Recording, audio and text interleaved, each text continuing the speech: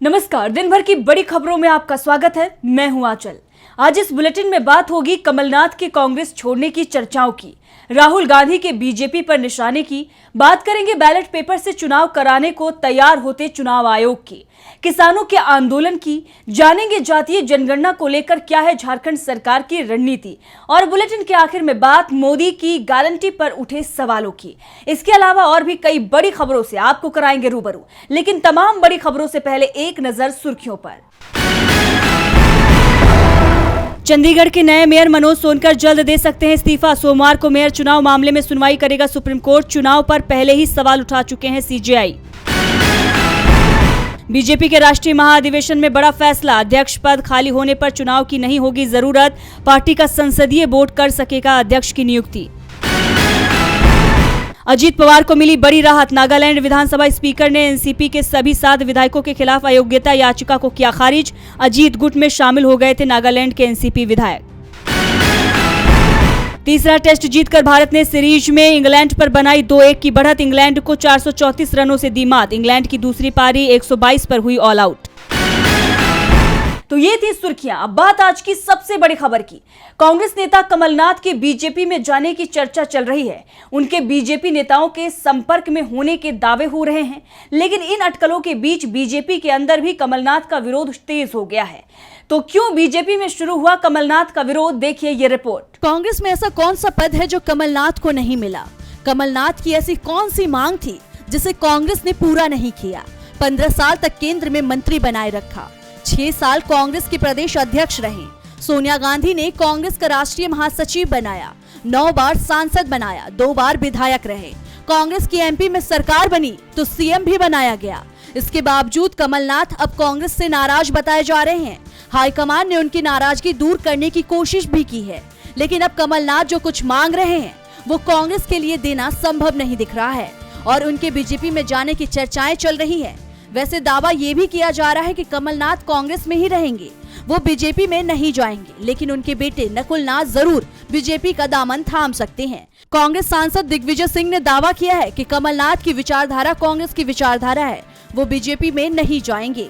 साथ ही दिग्विजय ने ये भी कहा कि कमलनाथ पर ईडी, आईटी और सीबीआई का दबाव है।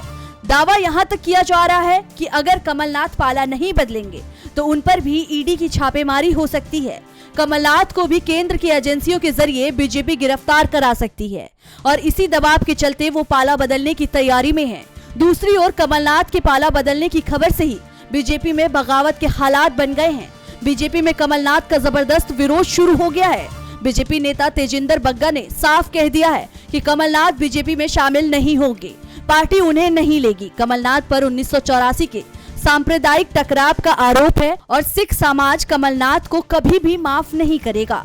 साफ है कि कमलनाथ अगर बीजेपी में जाते हैं तो वहां उनके सामने तमाम मुश्किलें खड़ी हो जाएगी। क्या कमलनाथ केंद्र के दबाव में है? वैसे इस सवाल का जवाब कमलनाथ ही देंगे, लेकिन देश के खराब हालात को लेकर उठ रहे सवालों का जवाब मोदी सरकार को देना है।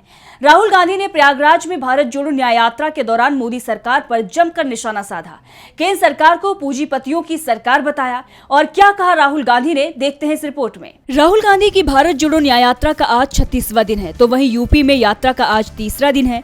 प्रयागराज के आनंद भवन से राहुल गांधी ने यात्रा की शुरुआत की। खुली जीप में राहुल गांधी ने लोगों का अभिवादन स्वीकार किया और जनता का भारी समर्थन प्रयागराज में राहुल गांधी को मिला। लोग अपनी अपनी परेशानियां लेकर राहुल गांधी के पास आए। राहुल गांधी ने कटरा में लक्ष्मी टॉकीज चौराहे पर प्रतियोगी छात्र अंकित को अपने गाड़ी के ऊपर बुलाकर उससे बातचीत की और उसकी समस्या सुनी। दरअसल यूपीपीएससी ROARO परीक्षा का पेपर लीक होने के कारण छात्र 3 दिन से आंदोलन कर रहे हैं। आंदोलनकारी छात्रों ने राहुल गांधी से मिलने का समय मांगा था, जहां लक्ष्मी टॉकीज चौराहे पर राहुल गांधी ने पेपर लीक का मुद्दा उठाते हुए सरकार पर जमकर हमला बोला। जनता को संबोधित करते हुए राहुल गांधी ने कहा कि यूपी में पेपर लीक हो रहे हैं, ये अन्याय है। कांग्रेस नेता राहुल गांधी ने आगे भी कहा कि ये कैसा हिंदू राष्ट्र है जिसमें 73% लोग हैं ही नहीं। बीजेपी चाहती है कि आप लोग कभी भी इस देश को कंट्रोल ना कर पाओ, आप अपना हक मांगो। उत्तर प्रदेश के युवाओं को भड़काया जा रहा है। वहीं राहुल ने किसानों के मुद्दे पर भी सरकार को घेरा। अब देखना होगा कि राहुल के इस हमले पर बीजेपी कैसे रिएक्ट करती है। राहुल गांधी ने एक बार फिर मोदी सरकार पर सवाल उठाए, तो दूसरी तरफ विपक्ष मोदी सरकार के बाद सबसे ज्यादा सवाल अगर किसी पर उठा रहा है तो वो है ईवीएम। विपक्ष ईवीएम की जगह बैलेट पेपर से चुनाव करने की मांग कर रहा है और अब चुनाव आयोग ने भी बैलेट पेपर से चुनाव कराने को लेकर बड़ा बयान दे दिया है। इलेक्टोरल बॉन्ड की वैधता पर सुप्रीम कोर्ट के फैसले को लेकर चर्चाएं तेज हैं। हर तरफ सवाल उठ रहे हैं कि मोदी सरकार में लाई गई इलेक्टोरल बॉन्ड की योजना को लेकर सुप्रीम कोर्ट के आदेशों ने सरकार को बड़ा झटका दे दिया है और ऐसे में क्या सरकार सुप्रीम कोर्ट के आदेश का पालन करेगी? इसी बीच चुनाव आयोग के बयान ने मामले में सरगर्मी बढ़ा दी है। बीते दिन मुख्य चुनाव आयुक्त राजीव कुमार ने ईवीएम को लेकर बड़ा बयान दिया है, जिसके बाद मोदी सरकार हिल सी गई है। दरअसल इलेक्टोरल बॉन्ड के मामले में चुनाव आयोग का मत जाहिर करते हुए राजीव कुमार ने ईवीएम पर सवाल पूछे जाने पर कहा, फैसला आने दीजिए, अगर जरूरत पड़ी तो अदालत के निर्देश के मुताबिक बदलाव किए जाएंगे। उनके इस बयान से एक बात तो तय है कि ईवीएम की जगह बैलेट पेपर से चुनाव कराने की मांग को स्वीकृति मिलने के आसार नजर आ रहे हैं। कयास लगाए जा रहे हैं कि जल्द ही विपक्ष की मांग पर और ईवीएम को लोकतंत्र के लिए खतरा बताने वाले आरोपों पर कार्रवाई हो सकती है और अगर ऐसा हुआ तो मोदी सरकार खतरे में आ जाएगी। इस बार 400 पार का नारा फेल हो जाएगा और इसीलिए मोदी सरकार की घबराहट बढ़ती जा रही है। वहीं इलेक्टोरल बॉन्ड के मामले में चुनाव आयोग को पारदर्शिता के पक्ष में बताते हुए मुख्य चुनाव आयुक्त ने कहा कि इलेक्टोरल बॉन्ड स्कीम को लेकर चुनाव आयोग सुप्रीम कोर्ट के निर्देशों का पालन करेगा। चुनाव आयोग के इस बयान ने इलेक्टोरल बॉन्ड से लेकर ईवीएम तक मोदी सरकार के मंसूबों पर पानी फेर दिया है। तो अब कैसे बचाएगी मोदी सरकार काले धन को सफेद करने वाले उन उद्योगपतियों को या फिर आगामी लोकसभा चुनाव में अपने वोट बैंक को, ये देखने वाली बात है। चुनाव आयोग बैलेट पेपर से चुनाव कराने को तैयार है अगर सुप्रीम कोर्ट ऐसा आदेश देता है तो। दूसरी तरफ किसान भी आंदोलन को समाप्त करने के लिए तैयार है, लेकिन पहले सरकार उनकी मांगों को मान ले और अगर सरकार मांग नहीं मानती है तो किसान दिल्ली कूच के अपने फैसले पर अड़े रहेंगे। आज किसानों के आंदोलन में क्या हुआ खास, देखते हैं इस रिपोर्ट में। किसान आंदोलन के छठे दिन भी किसानों का संघर्ष जारी है। पंजाब हरियाणा से लगता हुआ शंभू बॉर्डर पर किसानों की संख्या लगातार बढ़ती जा रही है। किसानों ने शंभू बॉर्डर पर निशान साहिब लगाते हुए कहा कि ये शांति का प्रतीक है और किसानों के मन से सभी किसानों को निशान साहिब से पीछे रहने को कहा गया है ताकि प्रशासन को आंसू गैस के गोले न छोड़ने पड़े। कहा गया है कि जब हमारे नेता कहेंगे तो ही हम दिल्ली कूच करेंगे। आपको बता दें, किसान संगठनों के नेताओं की सरकार से 3 बार बातचीत हो चुकी है, लेकिन हर बैठक बेनतीजा रही। किसानों को सिर्फ निराशा हाथ लगी। किसानों ने ऐलान किया है कि अगर केंद्र सरकार के साथ होने वाली मीटिंग को लेकर कोई हल नहीं निकलता है तो हम दिल्ली कूच करेंगे। इसके साथ ही हरियाणा के कुरुक्षेत्र में भारतीय किसान यूनियन चढ़ूनी और खाप प्रतिनिधियों की महापंचायत हुई, जिसमें फैसला लिया गया कि हरियाणा के सभी संगठन एक मंच पर इकट्ठे होकर लड़ाई लड़ेंगे, यानी किसानों का काफिला बढ़ने वाला है। यहाँ निहंग भी जमा होने लगे हैं। वहीं संयुक्त किसान मोर्चा की मीटिंग में फैसला लिया गया है कि 22 फरवरी तक पंजाब के सभी टोल फ्री रखे जाएंगे। इसके अलावा 20, 21 और 22 फरवरी को प्रदेश के सभी बड़े भाजपा नेताओं के घरों के सामने धरना देने की घोषणा की गई है। किसानों के बढ़ते प्रदर्शन को देख मोदी सरकार भी टेंशन में आ गई है। अब मीटिंग में कोई हल निकलता है या नहीं, सरकार किसानों को किए वादे पूरे करेगी या नहीं, ये देखने वाली बात होगी। किसानों का समर्थन तेजी से बढ़ रहा है, जिससे मोदी सरकार दबाव में दिखाई दे रही है। तो दूसरी तरफ जातीय जनगणना का मुद्दा भी बीजेपी की परेशानी बढ़ाता हुआ दिखाई दे रहा है और अब झारखंड के सीएम चंपाई सोरेन ने जातीय जनगणना को लेकर बड़ा ऐलान कर दिया है। तो क्या कहा है चंपाई ने, देखते हैं इस रिपोर्ट में। झारखंड में जब हेमंत सोरेन मुख्यमंत्री थे तभी से जातीय जनगणना की तैयारी चल रही थी। अब हेमंत सोरेन की सोच की तरफ मौजूदा चंपाई सोरेन की सरकार ने अपने कदम बढ़ा दिए हैं। इसके लिए कार्मिक विभाग को प्रस्ताव तैयार करने के आदेश भी दे दिए गए हैं, जिसे कैबिनेट में मंजूरी के लिए लाया जाएगा। इस प्रस्ताव को लेकर संभावना जताई जा रही है कि लोकसभा चुनाव की घोषणा के पहले राज्य सरकार प्रस्ताव को मंजूरी दे सकती है। राज्य सरकार द्वारा जातीय जनगणना के प्रस्ताव को मंजूरी दिए जाने के बाद झारखंड बिहार के बाद देश का दूसरा राज्य बन जाएगा जहां जातीय जनगणना कराई जाएगी। इस संबंध में सरकार से पहले किए गए सवाल में ये तो स्पष्ट था कि वह जनगणना के पक्ष में है, लेकिन तब यह स्पष्ट नहीं किया गया था कि वह जातीय जनगणना कब कराएगी। आपको बता दें कि बीते शनिवार को प्रदेश के कांग्रेस विधायक दल के उपनेता प्रदीप यादव ने मुख्यमंत्री चंपाई सोरेन को जातीय जनगणना की मांग को लेकर एक ज्ञापन सौंपा था और पिछड़ों का आरक्षण 14 से बढ़ाकर 27% करने की मांग की थी। इसी के चलते सीएम ने इसके लिए कार्मिक विभाग को प्रस्ताव तैयार करने के लिए कहा। अब देखना यह होगा कि झारखंड की चंपाई सरकार अगर लोकसभा चुनाव के पहले जातीय जनगणना कराती है तो इससे बीजेपी के लिए कैसे परेशानियां खड़ी हो जाती हैं। झारखंड में जातीय जनगणना की तैयारी है तो बिहार में नए चुनाव की तैयारी के संकेत मिल रहे हैं।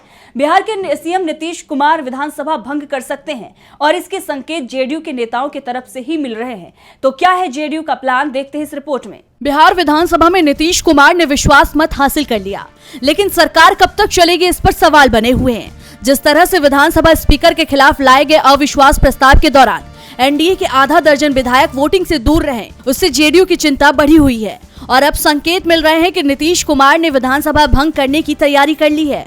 बिहार विधानसभा का बजट सत्र समाप्त होते ही नीतीश कुमार विधानसभा भंग करने की सिफारिश कर सकते हैं और इसके संकेत जेडीयू नेताओं के बयानों से मिलने लगे हैं। जेडीयू नेता और नीतीश कुमार के करीबी संजय झा ने कहा कि जेडीयू लोकसभा और विधानसभा के चुनाव एक साथ कराने का समर्थन करती है और पार्टी एक देश एक चुनाव के साथ भी है।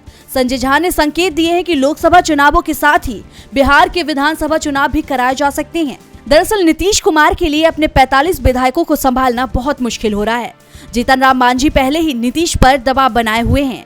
पार्टी में 1 दर्जन से ज्यादा विधायक नाराज हैं। ऐसे में ये सवाल भी उठ रहे हैं कि लोकसभा चुनावों के समय जेडीयू के कई विधायक पाला भी बदल सकते हैं और इस सिचुएशन से बचने के लिए नीतीश कुमार जल्द ही चुनाव कराने की तैयारी कर रहे हैं। नीतीश कुमार की सरकार बीजेपी के समर्थन पर टिकी हुई है। ऐसे में बीजेपी के समर्थन के बिना विधानसभा भंग होना मुश्किल है। और बुलेटिन के आखिर में बात मोदी की गारंटी पर उठे सवालों की। लोकसभा चुनाव से पहले बीजेपी पीएम मोदी की गारंटी का खूब बखान करते हुए नजर आ रही है। लोकसभा चुनाव की सीढ़ियां बीजेपी मोदी की गारंटी के नाम पर चढ़ना चाहती है, लेकिन अब कांग्रेस ने मोदी सरकार की गारंटी की पोल खोलकर रख दी है। क्या है पूरी खबर, देखते हैं इस रिपोर्ट में। कर्नाटक के मुख्यमंत्री सिद्धारमैया ने मोदी सरकार पर लोगों से किए गए वादे पूरे नहीं करने का आरोप लगाया। उन्होंने मोदी सरकार पर हमला बोलते हुए पूछा कि क्या लोगों को राहत देने के लिए केंद्र सरकार ने पेट्रोल और डीजल की कीमतें कम की? क्या विदेशों में जमा काला धन वापस लाया गया? क्या किसी को अच्छे दिन का एहसास हुआ? मंगलौर में कांग्रेस कार्यकर्ता सम्मेलन में सिद्धारमैया ने कहा कि हमारी सरकार ने देश को विकास का कर्नाटक मॉडल दिया है। कांग्रेस ने जिस गारंटी शब्द को प्रचलित किया, उस गारंटी शब्द का इस्तेमाल अब प्रधानमंत्री कर रहे हैं। उन्होंने कहा कि कर्नाटक में कांग्रेस सरकार ने पिछले 8 महीनों में 5 गारंटी पूरी की है। जिस दिन से हमने शपथ ली उसी दिन से हमने अपने वादे पूरे करने शुरू कर दिए। हमारी पहली गारंटी से महिलाओं ने मुफ्त में बस में यात्रा की। इसी तरह अन्नभाग्य, गृह ज्योति और गृह लक्ष्मी योजनाओं में करोड़ों महिलाओं को हर महीने गारंटी का लाभ मिल रहा है। अब आपको बता दें कि कर्नाटक के सीएम सिद्धारमैया ने 7 फरवरी को दिल्ली के जंतर मंतर पर मोदी सरकार के खिलाफ प्रदर्शन किया था। उनका आरोप था कि केंद्र सरकार हमें न तो टैक्स का हिस्सा दे रही है और न ही आर्थिक मदद। इस प्रदर्शन को चलो दिल्ली नाम दिया गया था। कर्नाटक के मुख्यमंत्री सिद्धारमैया ने कहा था कि हम 100 रुपए केंद्र सरकार को भेज रहे हैं, लेकिन हमें 12-13 रुपए ही वापस मिल रहे हैं। वहीं डिप्टी सीएम डीके शिवकुमार ने कहा था कि हमें अपना हक चाहिए। जो नीतियां गुजरात के लिए बनाई जा रही हैं, हमारे लिए भी वही होनी चाहिए। कर्नाटक के अलावा केरल, तमिलनाडु, तेलंगाना की भी सरकार केंद्र सरकार पर फंड्स के बंटवारे में भेदभाव का आरोप लगा चुकी है। तो आज इस बुलेटिन में इतना ही। देखते रहिए डीबी लाइव। नमस्कार।